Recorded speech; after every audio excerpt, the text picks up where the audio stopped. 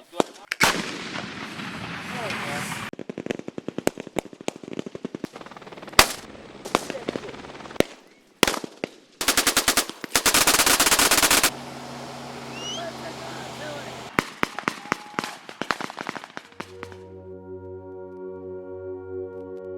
the late 1970s, Southern Africa was a political hotbed, with militarism on the rise driven by apartheid in South Africa and the turmoil in the then Ian Smith regime of Rhodesia.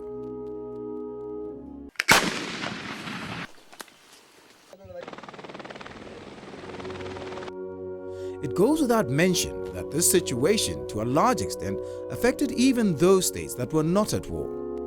There was an indispensable need for all countries in the region, even those not at war, to create formidable national armies to protect our sovereignty.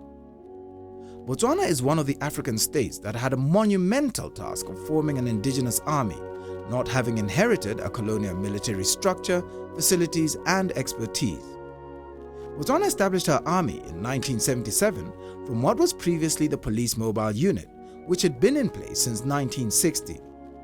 This was to be a military that held dear the principles of professionalism, discipline, efficiency, and credibility. However, the 1978 ambush at Lesoma, where 15 Botswana Defence Force soldiers died at the hands of the Rhodesian forces, served as a gruesome reminder of the potentially volatile security situation in the region. This meant that the chief architect of the BDF, Lieutenant General Merafe, and his aides had a daunting task of convincing potential recruits to join the army. In May 1978, only 3 days after completing his university education, young Louis Matshwenyo Fisher threw caution to the wind and decided to go against the grain by enlisting in the army.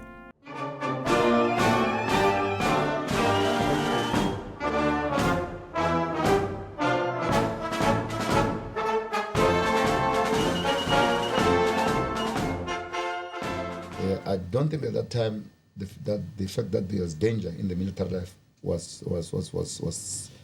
significant in my mind. It was just, this is a new thing. You know, we are going to be flying aircraft, we are going to be pilots. You know, that was really the... While military incursions such as the Lesoma incident might have deterred most young Botswana from joining the newly formed BDF, Fisher saw it as a challenge in his life and that of Botswana as a whole. At that time I was a cadet. I was in Gaborone. We were still training at that time. But I think it was a very traumatic event for the nation and everybody. I think we were angry. That made us to be determined as cadets. That made us now to really say, now I really want to go through my training and go to Kasane. Considering his academic background, Fisher admits that his family members expected him to opt for a less dangerous vocation. It wasn't a well-calculated decision. It was on impulse.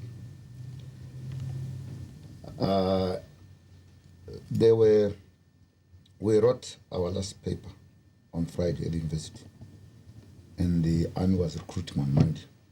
But